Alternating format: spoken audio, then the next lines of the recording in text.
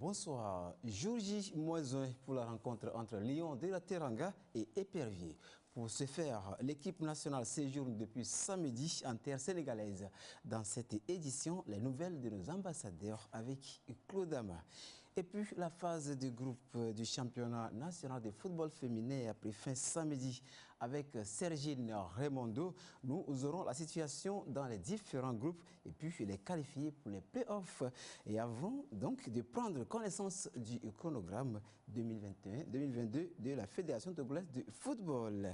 Mais avant, nous recevons les responsables du club de Maracana, dénommé Espérance de Lomé, qui procède à des séances de sensibilisation sur le Covid-19. Il s'agit bien du secrétaire général du club. Lui, c'est Wiao Mama. Monsieur Wiao, bonsoir. Bonsoir. Vous allez bien? Je vais bien. Et l'EDL? EDL va bien. On profite pour saluer tout le public sportif togolais. Merci. Et il est donc accompagné de mon confrère. Lui, c'est Angelo Folikoué, chef communication du D-Club. Angelo, bonsoir. Bonsoir Jean, bonsoir à tous, bonsoir aux aînés autour du plateau. Oui, ça fait un plaisir de le retrouver ici. Hein? Ah oui, c'est ma maison, donc ça fait toujours du bien de revenir de temps en temps à la maison. Bon. Très bien, très bien. Merci de faire partie donc de ce plateau.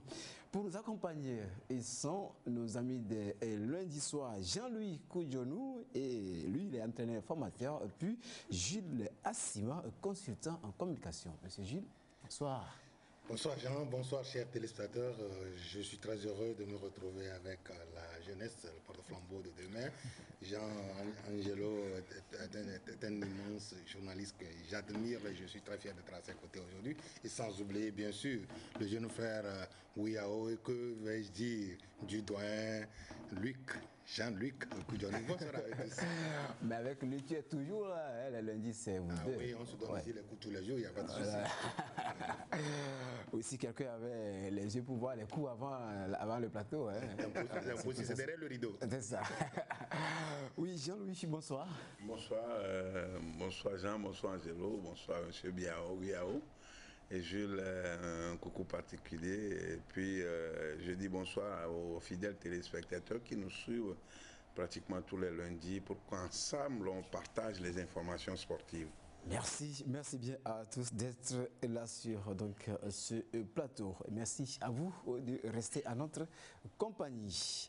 Dans le cadre de la reprise progressive des activités sportives, les Maracaniers réunis au sein du club Espérance de Lomé optent pour une sensibilisation sur la vaccination contre le Covid-19 et au-delà le respect des mesures barrières. Hier dimanche, ils étaient sur le campus universitaire de Lomé où ils ont passé le message à travers une séance d'entraînement. Le compte rendu est signé Aflim Johnson.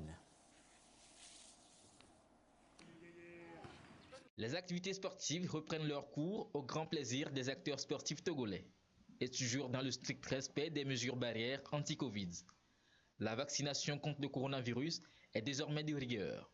C'est l'appel lancé ici à ces Maracaniers de l'Espérance Club de Lomé.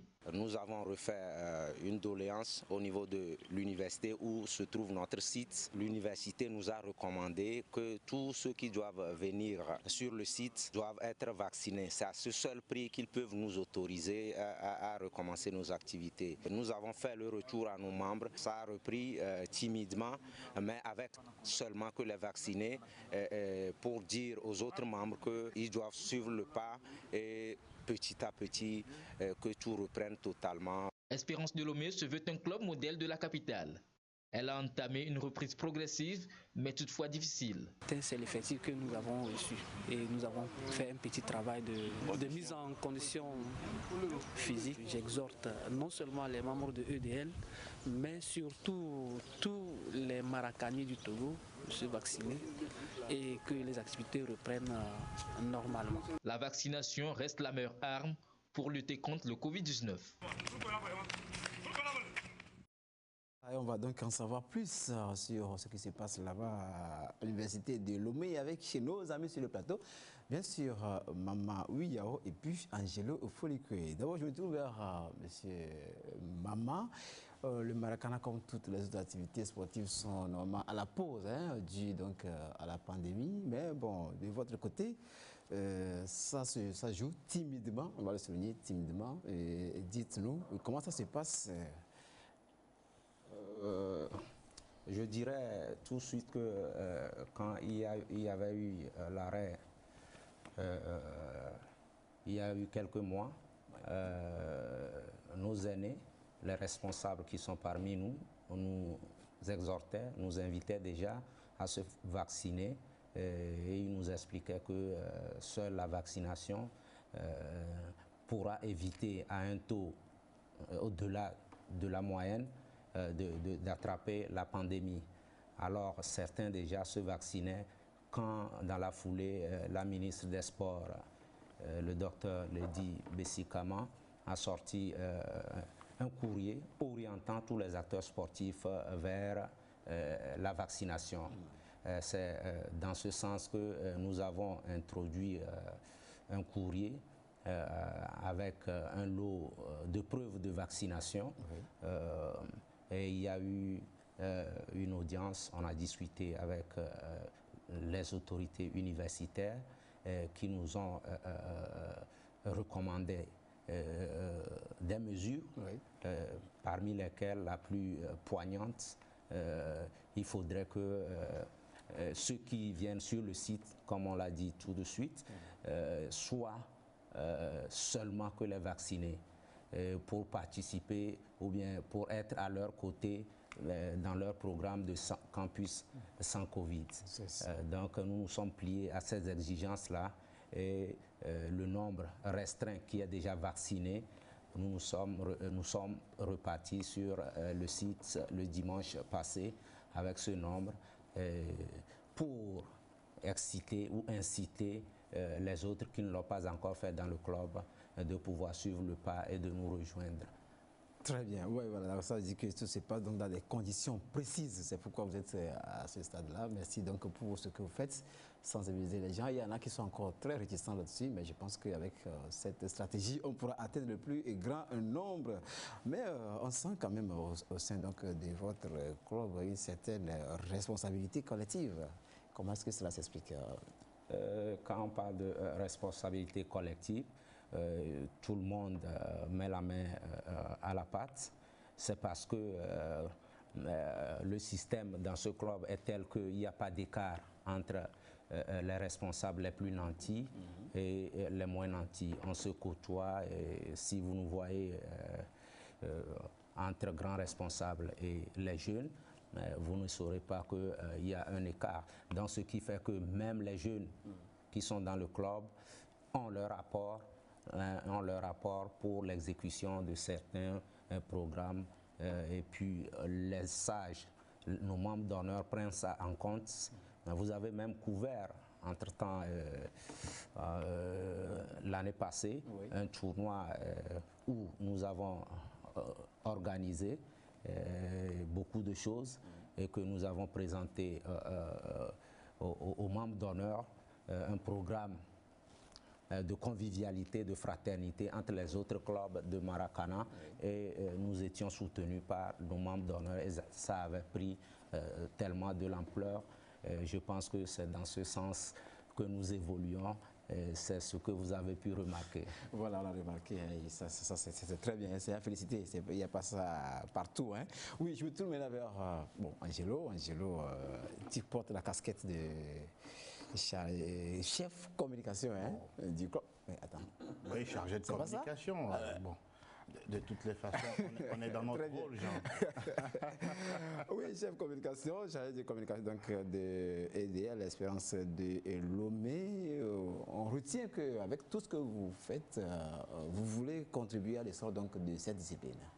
Vous confirmez? Je confirme. Il faut reconnaître que le Maracana est une des disciplines sportives je dirais, les moins connus par rapport au football, au basket, au hand. Mais il faut dire que, chemin faisant aujourd'hui, il y a une certaine visibilité. N'oublions pas, ou rappelons-nous simplement que le Maracana est arrivé au Togo dans les années 86-87. Hein, et donc, ça fait déjà plusieurs décennies. Et donc, tous les clubs maracanais qui existent déjà font un travail formidable, il faut le reconnaître, en collaboration avec la FETOMA et puis tous ceux qui sont autour justement de cette instance fêtière. Et nous, on pourra dire que nous sommes le dernier bébé de la grande famille Maracana, et donc on est obligé d'aller dans le même sens de développement, de promotion de cette discipline-là. Et donc, j'estime simplement qu'aujourd'hui, avec les responsables que nous avons, les cadres, les employeurs, les employés, il y a différents types de personnalités au sein du club Espérance de Lomé. Donc, on sent qu'aujourd'hui, on doit tous aller dans le même sens, histoire de permettre au Maracana d'être connu par le citoyen lambda. Ça aussi, c'est très important, et je pense que, bon, on est en route, le chemin est très long, mais je pense qu'à force de volonté, d'abnégation, de détermination et surtout de planification, on finira par arriver à un certain niveau.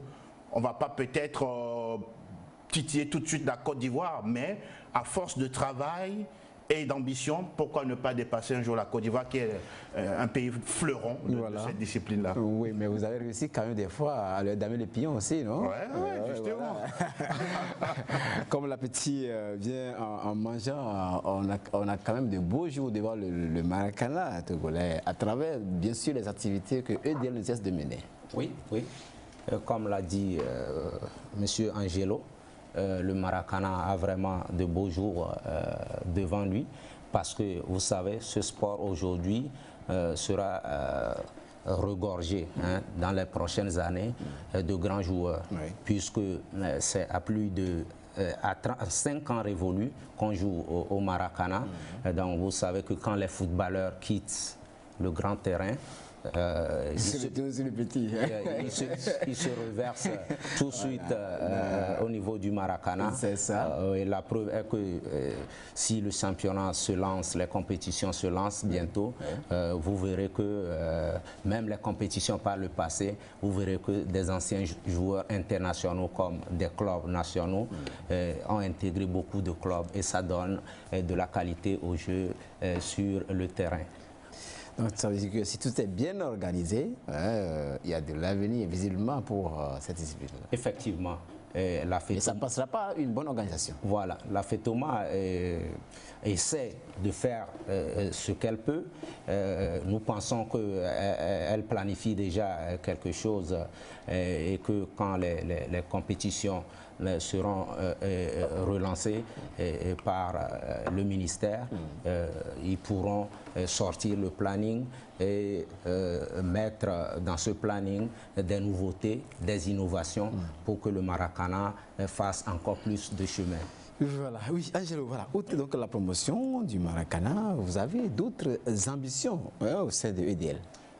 Oui, il y a d'autres ambitions. On dit souvent, quand on veut voyager loin, il faut ménager sa monture. Donc, les premiers responsables qui sont à l'écoute de tout ce qui se fait au sein du club ont une longue visée. C'est-à-dire que dans les prochains mois, pour ne pas dire les prochaines années, arriver à faire d'EDL un club omnisport.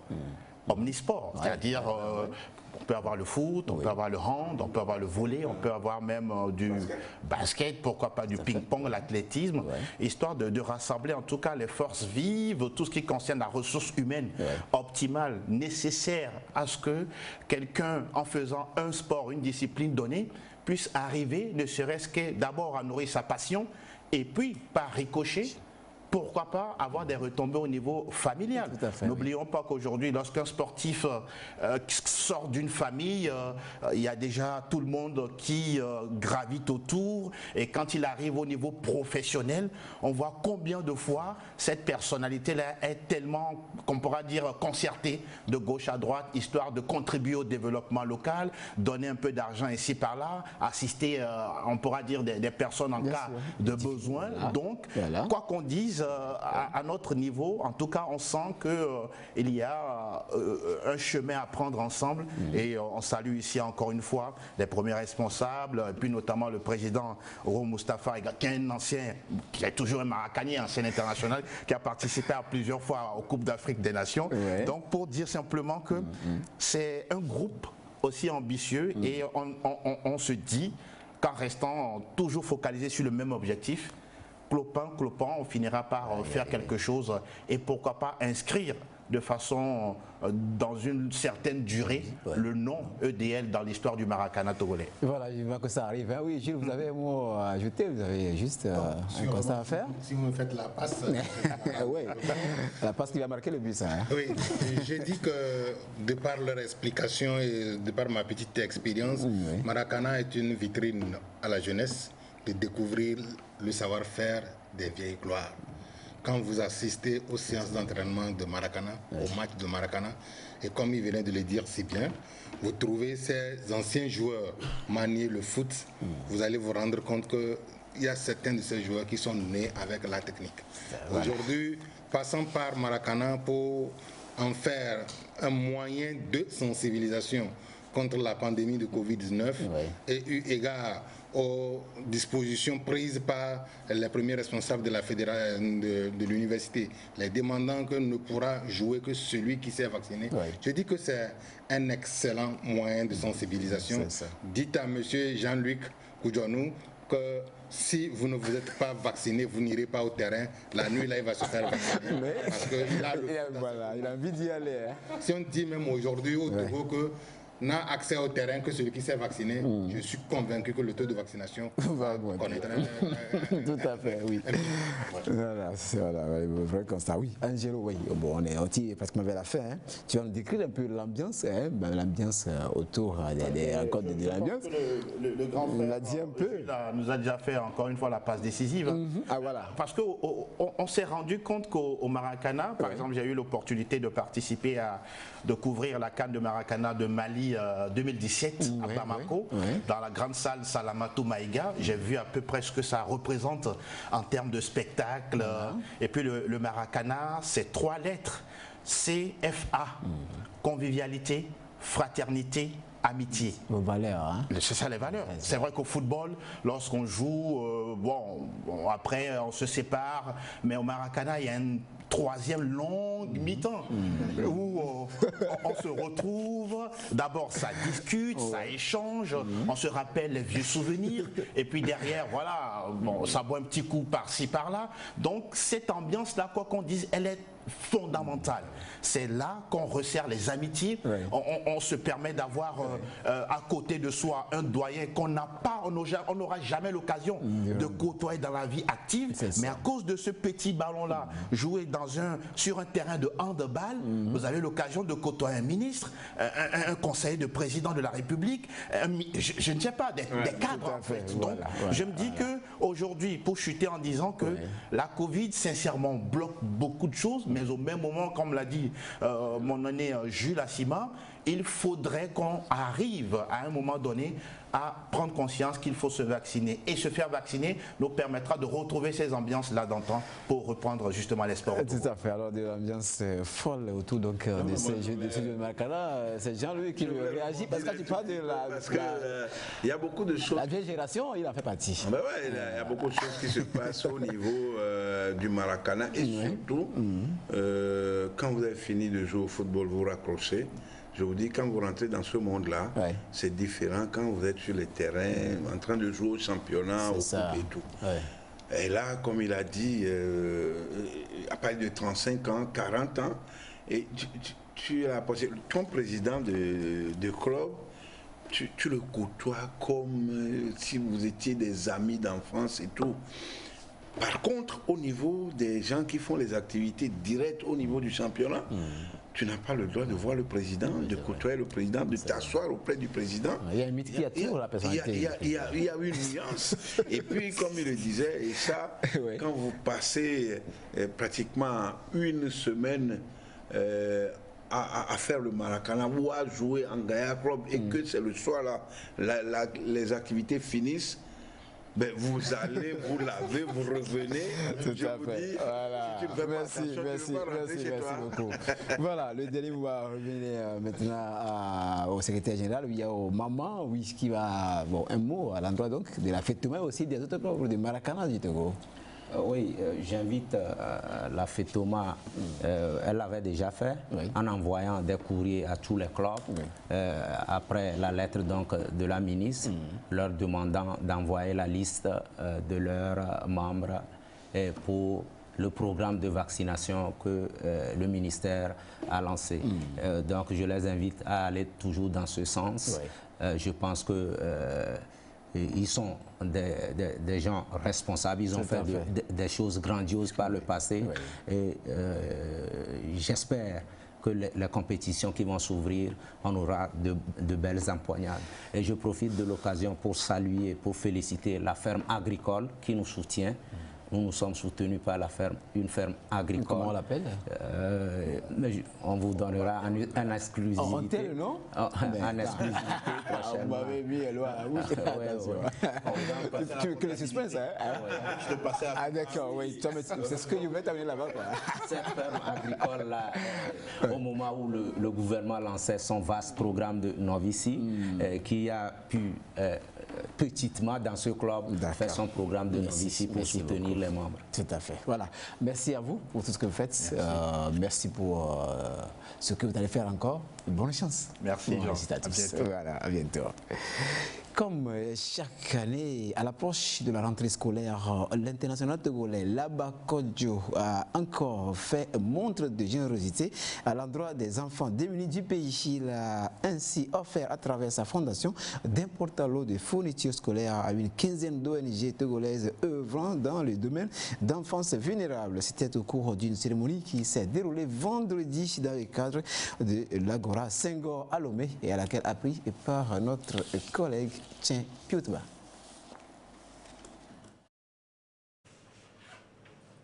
Pour la 7e fois consécutive, l'international togolais, sociétaire actuellement du club Al Ain de l'Arabian Golf League, Laba Kodjo Fodo, fait parler son cœur. Le goleador togolais, auteur déjà de 3 buts en 2 journées de compétition aux Émirats, offre un important lot de tout ce qu'il y a comme fourniture scolaire. Et à l'instar du gouvernement togolais qui fait des efforts pour élargir l'assiette des mesures sociales, Laba Kodjo Fodo étend cette fois-ci son geste à une quinzaine d'ONG togolaises en charge des enfants vulnérables. L'objectif de cette action est tout simple, c'est de soutenir des associations ou ONG qui sont déjà sur le terrain et implantées sur l'étendue du territoire, qui sont dans la scolarisation de l'enfance démunie. Donc nous, on vient soutenir ces ONG afin qu'elles aillent soutenir la scolarisation des jeunes, de nos jeunes frères qui n'ont pas les moyens pour aller à l'école, et derrière accompagner un peu le gouvernement ou l'autorité du pays pour la scolarisation dans notre pays. Action qui tombe à pic. C'est notre première participation à cette édition, c'est une très grande joie pour nous. Une très grande joie parce qu'effectivement nous accompagnons les enfants et à Lomé, tout comme à l'intérieur du pays. Nous avions fait un tour à l'intérieur du pays et les parents nous disaient leurs craintes de ne pas pouvoir scolariser leurs enfants au cours de cette année. Ils ont même envoyé certains enfants en vacances à Lomé pour faire le travail portefeuille, épargner un peu d'argent pour pouvoir retourner à l'école. Donc le besoin est tellement grand sur le terrain et avec ce don que nous avons reçu, nous estimons pouvoir aider une partie de ces enfants pour continuer l'école et avoir au moins leur CEPD et continuer après au CEG. Ce geste s'inscrit dans le cadre de la tournée de charité dénommée LKF9 Caritas Tour 2021. Tournée que la fondation de l'international Laba Kodjo Fodo organise depuis 2014 à l'approche de la rentrée scolaire. Jean-Louis, c'est important de le souligner. Les enfants, ils ont besoin de ce soutien-là. C'est vraiment important, non seulement quand tu as des moyens, mais ça peut se faire aussi au niveau du verbe, au niveau de l'expression, au niveau de la manière dont tu prends les enfants déshérités pour les enlever, et surtout quand il s'agit de le faire financièrement, hein, quand tu as les moyens, tu essayes. On n'a pas dit qu'il a donné aux gens qui sont riches. On a donné aux ONG pour pouvoir aider les plus déshérités. Les enfants n'ont pas choisi à perdre leurs parents. Ils n'ont pas choisi à perdre leurs parents. Maintenant qu'ils se retrouvent dans cette situation compliquée, heureusement qu'il y a des gens qui leur viennent en aide. Donc, je sais, mais il faut qu'on le dise, il faut que les fonds-là soient utilisés judicieusement et servir les intentions de l'Abafodo. Très bien, voilà, très important. Hein, Jules. Non commentaire, je pense que le doyen a dit l'essentiel. L'action de Fodo s'inscrit dans le dynamisme de pouvoir donner la chance aux jeunes de se scolariser. Fodo connaît la valeur de l'éducation. C'est pour ça que le football, ce que le foot lui a donné, il essaie d'économiser pour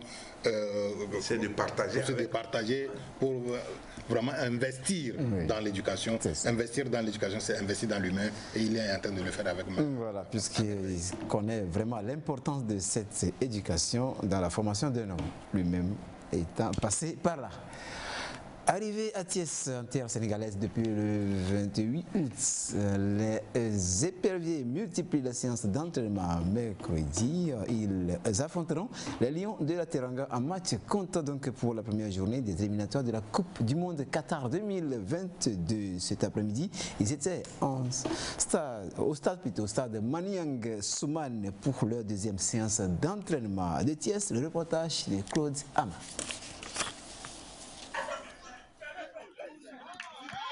La séance d'hier a été beaucoup plus relaxe avec la récupération.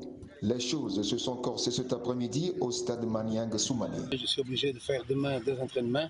Et quand je parle demain, je parle la veille de match. C'est 24 heures avant le match, il va faire deux entraînements. Pratiquement un travail de stratégie, un travail de tactique, puis un arrêté défensif, puis un arrêté offensif. Et après-midi, on va faire un travail d'un petit match. Une petite conservation de balles, vélocidité de réaction, adaptation au terrain de jeu. Et on n'a pas grand chose à faire, sauf que le travail tactique. Il laisse Bébou et Flotte Haïté son forfait pour ce match. Le cas du capitaine Jim Dakonam n'est pas pour autant alarmant. Je pense qu'en principe, ce n'est pas trop grave comme on a pensé. Il a quitté le match à 8 minutes à la fin de son match. Il a dit au docteur qu'il a senti un petit douleur, mais je pense qu'il va faire un examen aujourd'hui. Cet examen n'a pas donné grand chose, mais ça ne va pas dire qu'il n'a pas rien. Donc on va le voir, on va l'analyser, le docteur sont là pour ça. Et en fonction de ça, on va réagir. En fonction de ça, on va l'intégrer sur l'équipe ou non. On le reconnaît, le Sénégal est classé actuellement meilleure nation sur le continent. Mais le Togo a sa carte à jouer selon le colonel Guy Akouvi. Je sens qu'il y a un effort à tous les niveaux, que ce soit les joueurs et également du staff. Tout le monde est conscient de la portée de ce match. Nous savons que nous avons un adversaire de taille et qu'il faudrait travailler pour peut-être limiter les dégâts et pourquoi pas gagner. Nous ne sommes pas une petite équipe. J'espère qu'avec l'aide de Dieu et l'effort personnel de tous champions, on peut arriver à bout. Encore une ultime séance demain mardi sur le stade Lat Dior de Thiès avant le choc Sénégal-Togo du 1er septembre à partir de 16h. Bon vent à nos ambassadeurs. Oui, justement, bon vent à nos ambassadeurs. Jules Assima, ils sont donc en mission. On est en retour avec... Effectivement, bon vent à nos ambassadeurs. Oui. Comme venait de le dire le reportage de Claude Amon, je me dis que l'heure a sonné pour que les 7 millions de Togolais nous soyons unis en esprit derrière notre équipe. Parce que les joueurs qui sont à ce rendez-vous sont appelés à défendre les couleurs nationales. Et comme nous ne sommes pas en mesure d'être avec eux pour leur apporter notre soutien, la seule chose que nous pourrons faire, c'est d'être unis en esprit derrière eux pour que nous puissions prier et que nos prières puissent les accompagner, les galvaniser, afin qu'ils puissent nous revenir avec un bon résultat. Tout à fait, oui. Le bon résultat, c'est l'espoir de tout un peuple, y compris Jean-Louis Koudjounou. Mais oui, l'espoir, oui. Il est vrai, Claude le disait dans son résumé tout à l'heure, qu'on joue contre le Sénégal, les Lions de la Teranga, qui sont la meilleure nation africaine au niveau du football depuis bientôt 2 ans. C'est énorme, hein, parce que partout ailleurs, à chaque 6 mois, à chaque 1 an, ça change, mais le Sénégal persiste et signe. Et surtout, il faut reconnaître que le Togo est un pays et que le Sénégal a des difficultés de battre pendant leur rencontre. Donc, je ne sais pas, je ne me rappelle pas si véritablement les Lions de la Teranga sont déjà venus en bout des éperviers du Togo, je me rappelle. Une fois. Donc, les joueurs de l'équipe nationale du Togo aujourd'hui savent qu'ils sont en mission commando, quels que soient les blessés.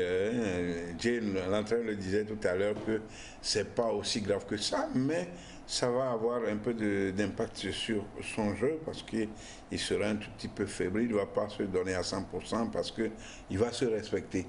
Et là, même Paulo Duarte l'avait dit que les Togolais respectent beaucoup leurs adversaires, c'est-à-dire ils les caressent, ils caressent les adversaires, ils ne jouent pas pour être agressifs, mais je pense que dans ce cas, je suis très fier qu'il ait pu déceler ce manquement au niveau de notre équipe nationale.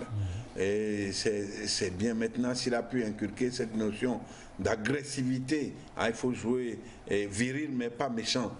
S'il arrive à inculquer cette notion de va au combat à nos joueurs. D'agressivité alors. D'agressivité.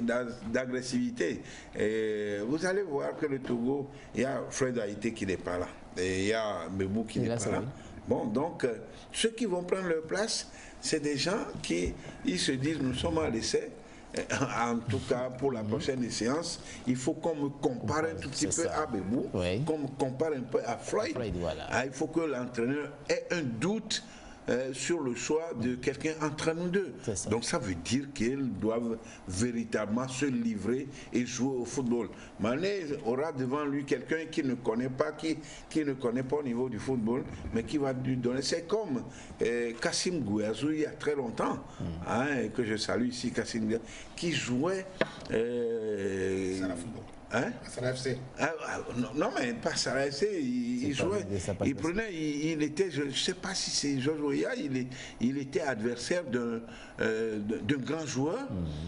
Et à la fin de la rencontre, il a tellement occupé pendant tout le temps. Et je vous dis, à la fin, le joueur lui a demandé vous jouez dans quelle équipe? Il dit que c'est un joueur local. Mais le mec, il a beaucoup félicité. Donc, je pense qu'ils sont en mission commando. C'est nos joueurs aujourd'hui. Il faut qu'ils fassent tout et tout pour ne serait-ce faire un match nul, ça irait en leur avantage. Très bien. Voilà, ne serait-ce qu'un match nul, au pire des cas, sinon la victoire n'est pas impossible. Voilà, ça peut arriver. Oui, il faut également noter que donc, dans le cadre de ces préparatifs pour affronter les Lions, le 1er septembre prochain, des prières ont été dites sur toute l'étendue du territoire national. C'est ainsi que les acteurs sportifs de Lomé s'étaient réunis à la paroisse Saint-Augustin d'Amouthive et à l'église presbytérienne d'Agoué pour intercéder en faveur de l'équipe nationale. Compte rendu, Simon Ndakwa. Accompagner les éperviers du Togo au Sénégal pour affronter les Lions de la Teranga le 1er septembre prochain. Voilà l'objet de la prière qui est dite sur toute l'étendue du territoire national. Ici à l'église Saint-Augustin de Lomé également, les Togolais n'ont pas dérogé à la règle. Ils intercèdent en faveur de l'équipe nationale de football. Mais préalable, le père Noagodi Kofi Pierre, s'inspirant de la parabole des 10 vierges tirées de l'évangile selon saint Matthieu, a souligné l'importance de la préparation de l'équipe. De plus, il a plaidé pour le pardon, l'union et la paix, 3 mots qui ont meublé l'homélie. Non, c'est le message de paix. Et je disais que, comme les 10 vierges, nous sommes tous appelés à attendre un événement. Et chacun se prépare pour vivre cet événement. Mais malheureusement, l'Évangile nous montre que certaines des vierges ne se sont pas préparées. Et je faisais le lien avec l'équipe du football. Vous voyez, on ne se lève pas pour aller jouer, mais on s'y prépare. Le jeu que vous allez bientôt livrer est un jeu qui va rassembler tout le Togo. Et il n'y a pas d'opposants, il n'y a pas de ceci, il n'y a pas de cela. C'est tous les Togolais qui vont vivre ce jeu. Et donc, ils sont appelés à beaucoup travailler pour l'honneur de notre pays. Le ministère des Sports et des Loisirs ici représenté souligne également l'importance du pardon et de l'union entre les fils et filles du Togo, une voie qui mènerait sans doute à la bonne prestation des éperviers. C'est une journée de prière que notre ministre de tutelle a initiée pour pouvoir accompagner les éperviers pour le début de cette éliminatoire de la Coupe du Monde Qatar 2022. Le sport en général, ou le football en particulier, nous-mêmes les acteurs, nous sommes vraiment divisés. Alors notre ministre a constaté et a demandé que chacun puisse vider le sac, demander pardon ou bien pardonner l'autre. C'est ce que nous avons fait. À l'église presbytérienne d'Agoye également, les Togolais s'étaient réunis pour la même cause. Les organisateurs y trouvent l'occasion de souhaiter un beau jeu aux éperviers. Au niveau de la Ligue de football de Lomé, nous tous unis derrière le peuple, derrière le COMEX, derrière notre bureau exécutif, nous souhaitons un bon match. Quoi qu'en soit le cas, Qatar 2022 pour le Togo sera une réussite. C'est vraiment un cadre pour nous de nous exprimer au nom de la Ligue de Lomé et au nom même du commerce que nous représentons ici. Nous souhaitons un bon jeu. Ça, il le faut nécessairement. Et j'espère que cette prière que nous venons de voir tout à l'heure, la main de Dieu sera sur tous les joueurs. Au niveau de la Ligue Lomé Golf, nous sommes en train de mobiliser le district d'Agoye-Nivé, le district Lomé Golf, derrière les éperviers pour une harmonie totale. Le 1er septembre prochain, les éperviers du Togo iront défier les lions de la Teranga dans leur tanière. Une mission difficile certes, mais pas impossible pour Paulo Dorté et ses protégés. Voilà, donc oui, Jean-Louis, je l'avais déjà dit, il faut que le peuple soit uni derrière l'équipe nationale. Il faut que tout le monde soit uni derrière l'équipe nationale. Mais je pense que cette journée de prière a été organisée uniquement pour accompagner ce match. Mais il faut essayer d'anticiper un tout petit peu, parce qu'il y a beaucoup de choses qui ont été faites et qu'on devait corriger pour pouvoir améliorer la qualité des performances de nos équipes nationales. Il y a beaucoup de choses qui avaient été faites. Bon, moi je ne peux pas tout dévoiler, mais je connais beaucoup de choses qui empêchent le football aujourd'hui d'évoluer. Et ça, il ne faut pas se voiler la face. Mais si d'Arda, on se dit il faut faire la prière pour qu'on fasse une bonne participation au match Sénégal-Togo, Togo-Namibie, je pense qu'il y a encore un couac. Mais alors, allons à l'essentiel, accompagner cette équipe-là pour faire ces deux rencontres et nous aurons encore beaucoup de choses à dire. Voilà, je pense que c'est dire que c'est pour accompagner donc la campagne, toute la campagne, puisque c'est les deux premiers matchs de la campagne. Oui, pour le Qatar 2022, la participation du Togo, la messe a été organisée en conséquence. Tout à fait, voilà. Jules, voilà, chrétiens, musulmans, tout le monde, de Lomé jusqu'à Dapon, on prie, on continue de prier pour que les éperviers fassent une bonne campagne et qu'on revive enfin de compte l'ambiance de 2006. C'est une action fort louable du ministre, ça il faut le reconnaître. C'est une action qu'il faut saluer. Comme venait de le dire mon frère Jean-Luc, le football togolais est jalonné de plusieurs péripéties. Et à un moment donné, il va falloir que tous les acteurs qui ont été au service du football depuis les années 1998 jusqu'à nos jours, il va falloir qu'on les réunisse quelque part et qu'on n'essaye pas pour faire un jugement, mais qu'on essaye de faire table rase du passé. Éviter toujours de regarder dans le rétroviseur pour que nous puissions vraiment vouloir avancer. Tout à fait. C'est vrai, tous les dirigeants en venant à la fédération, nous n'avaient l'intention de venir nuire au football. Mais le fait que la cohabitation n'a pas été ce que l'on a souhaité, chacun serait passé par d'autres moyens pour pouvoir assouvir à ses besoins. Mais aujourd'hui que le football en pâtit, le football en souffre, je pense que c'est le bon moment de faire bas la terre. Et comme la ministre vient de l'initier, je salue également l'intervention de Jean-Luc Koudjanou, que cela ne s'arrête pas seulement ici. Oui. Que ça ne s'arrête pas seulement à des prières à la veille des matchs. Non. Cette prière-là doit être un véritable acte, une véritable action qui va effectivement retoiletter notre football, notre tanière des éperviers. La tanière des éperviers est souillée. Il faut vraiment exorciser le lieu, il faut vraiment laver le lieu pour que le football puisse repartir sur de nouvelles bases. Et voilà, je crois qu'on a pris... J'avais entre Kassim Gouazou, c'était pas Georges Weah, c'était plutôt Samuel Eto'o en Cannes en Égypte en 2006, où Kassim Gouazou a complètement bloqué le passage à Eto'o.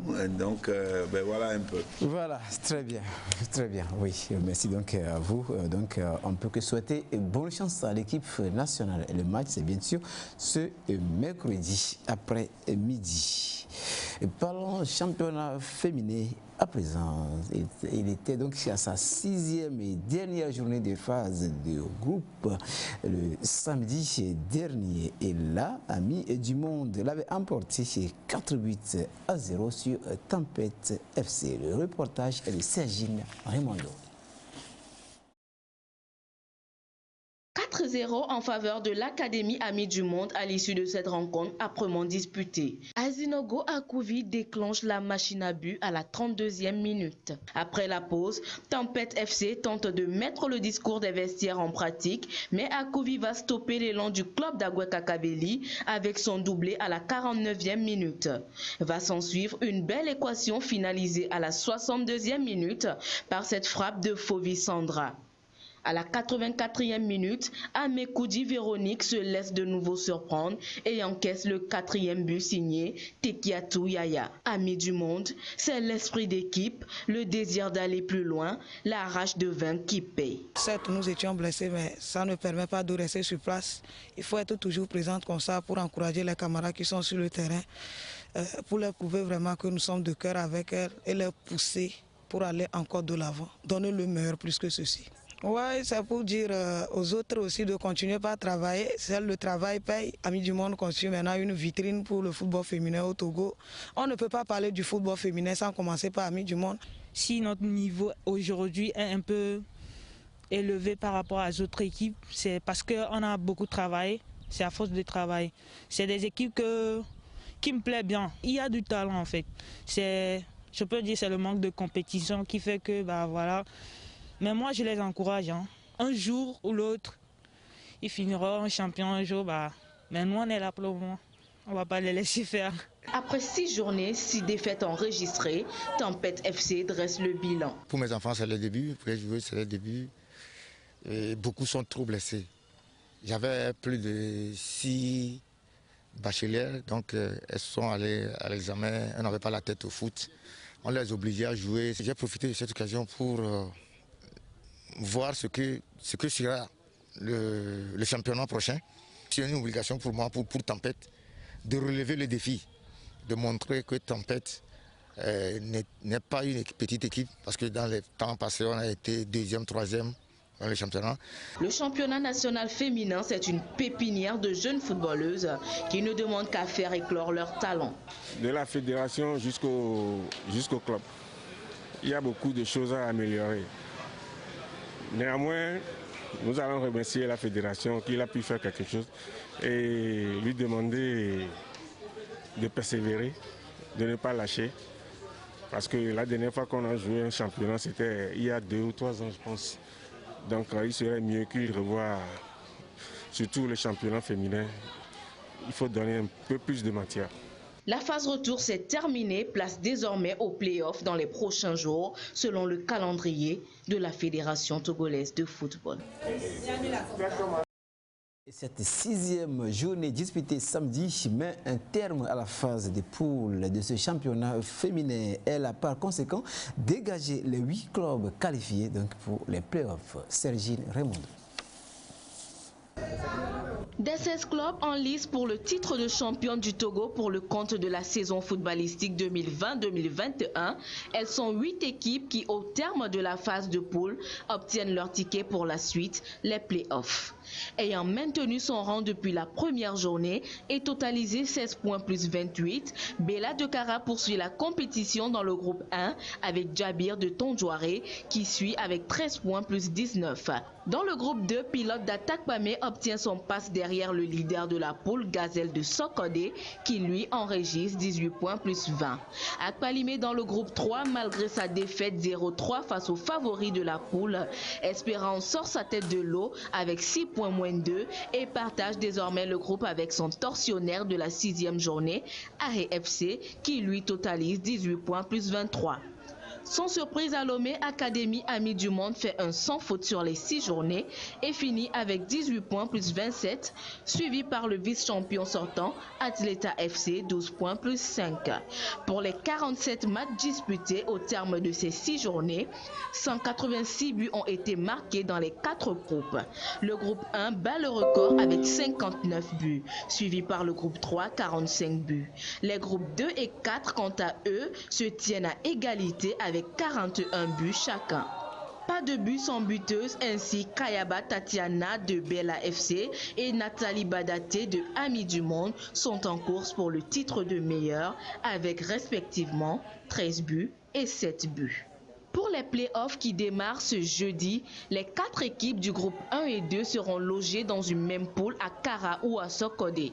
Les groupes 3 et 4, quant à eux, vont s'affronter à Atakpamé.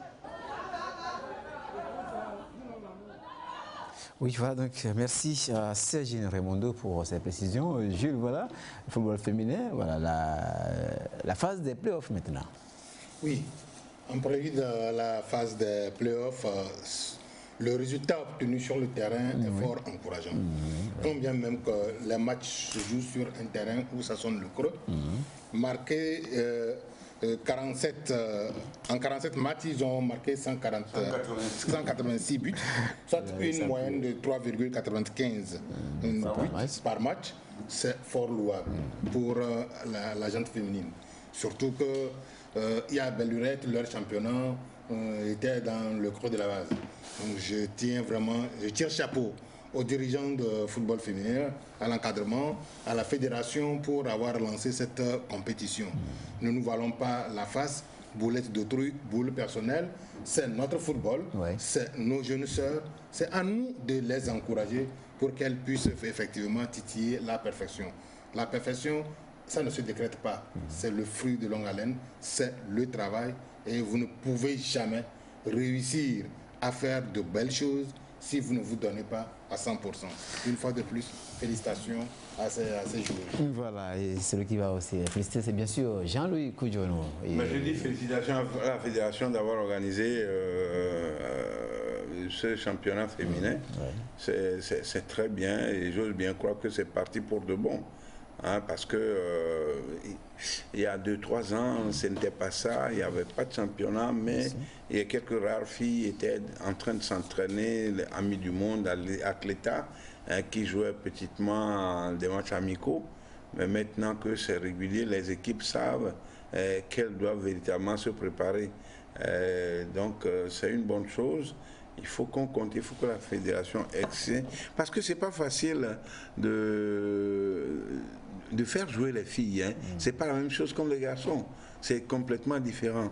Bon, donc on va essayer de prier la fédération et surtout le gouvernement pour qu'il puisse accompagner ces équipes féminines. C'est très important parce que les dirigeants de club, quand vous voyez, il y a une qui était tombée en syncope, après avoir reçu un ballon en plein visage, ben, elle a complètement perdu connaissance.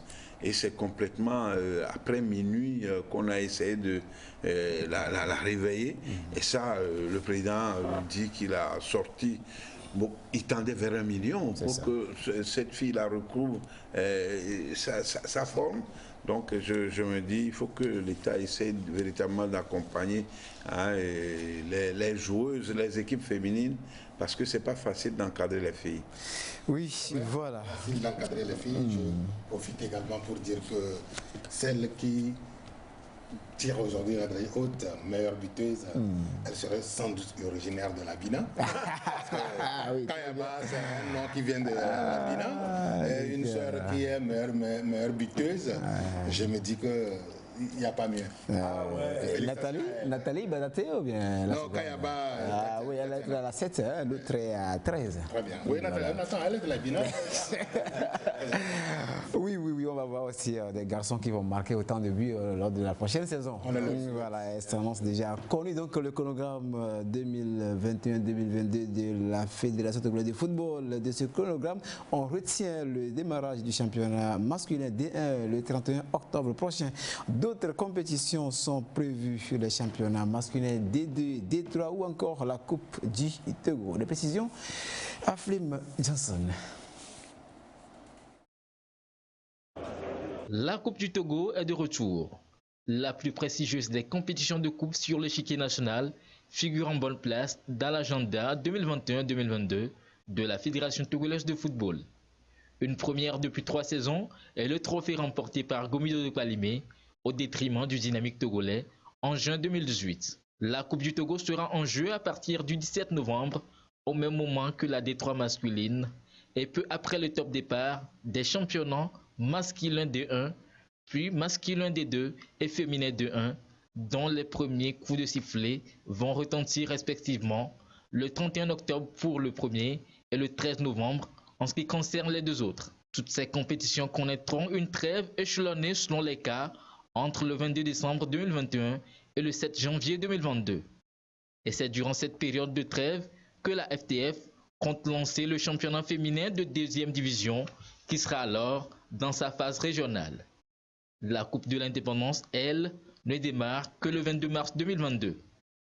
Tous ces rendez-vous devraient connaître leur épilogue au plus tard le 31 mai 2022, date qui marque la fin de la saison 2021-2022 à la FTF. 2 autres mois à retenir aussi, juillet et août 2022, moment où la Fédération togolaise de football compte mettre en branle les différents tournois de jeunes. Voilà tracées donc les grandes lignes de la saison footballistique 2021-2022 au Togo. Il persiste cependant des questions sans réponse. À quand la publication des classements officiels sanctionnant les championnats D1 et D2 de la précédente saison? Combien de clubs pour prendre part aux différents championnats cette saison? Quelle suite au litige entre Maranatha de Fiokpo et Ange de Nochin au sujet de la relégation en 2e division au terme de l'exercice 2020-2021. Tous les acteurs restent encore suspendus aux lèvres de la FTF. Merci donc à Aflim Johnson de nous présenter le chronogramme donc de la FTF pour la prochaine saison. Jules Assima, voilà, on l'a déjà connu, le 31 octobre va démarrer le championnat de notre championnat d'élite. Franchement, je tire chapeau à la Fédération togolaise de football qui, pour une première fois, à moins que je me trompe, on a établi le chronogramme des différentes compétitions pour une saison. Je me rappelle qu'au temps de Rock, il y avait un calendrier comme ça, mais ce n'était pas aussi spécifique comme l'a fait l'équipe du colonel Guy Akbovi. Le nouvel élan. Je salue vraiment l'équipe dirigeante, que ce soit le secrétaire général, Bafio, Hervé. On sent quand même que cette équipe dirigeante, avec l'administration que dirige de maître monsieur le secrétaire général de la Chris Daké, on sent qu'il y a un travail qui se fait. Ils ont mis les grands plats dans les petits, comme on les dit souvent, pour pouvoir faire plaisir aux amateurs de football togolais. Une fois de plus, félicitations à eux. Maintenant, pour revenir à la question de Aflim Johnson par rapport au classement, heureusement que tout compte fait, il y aura un calendrier. Et quand le calendrier va sortir, on saura qui joue la première division et qui ne joue pas la première, qui ne la joue pas. Je ne saurais pas jouer ici à un oiseau de mauvaise augure. Très bien. Bonne chance à la fédération. J'espère qu'elle saura tirer son épingle du jeu. Oui, voilà. Et Jean-Louis? Je commence par la fin en disant que il faut que tout le monde soit situé sur sa situation. Voilà. Avant d'avoir le calendrier. Je pense que c'est la meilleure manière de gérer quand même les choses. Je suis entièrement d'accord avec vous. Mais bon, écoutez, c'est l'exception qui fait la règle. Bon, alors, moi, je suis très content pour ce chronogramme parce que les coupes reviennent sur le terrain. Ça m'intéresse beaucoup. J'aime beaucoup les matchs de coupe parce que des fois, c'est en aller-retour, des fois, c'est un coup KO, c'est surtout un coup KO, ça m'intéresse beaucoup. Donc il faut s'y préparer entièrement à la Coupe du Togo 2021-2022 pour encore une fois. Et puis la Coupe de l'Indépendance. Ça, je suis très émerveillé pour ce chronogramme parce qu'on doit encore vivre de très grosses empoignades. C'est ça, voilà. Vivement que ça respecte vraiment toutes ces dates prévues. Voilà, ce serait donc la fin pour ce soir. Gilles, tu n'as jamais manqué de saluer quelqu'un à la fin de l'émission. Il s'agit de qui aujourd'hui? Ah oui, j'ai voulu saluer spécialement mon secrétaire général adjoint, Kevin Kao, qui est à Pagoda, un jeune dynamique qui bat un travail de titan pour l'équipe de l'ASB. Voilà, Jean-Louis. Ouais, moi je salue le petit Brian avec toute sa maisonnée qui sont en train de nous suivre actuellement. Je dis bonne soirée, bonne nuit à tout le monde. Voilà, c'est donc tout pour ce soir. Merci à vous qui êtes restés à notre compagnie. Clin d'œil spécial à Madame Ina Djagba des États-Unis. Elle est en séjour à Lomé. Bonne soirée à tous. Au revoir.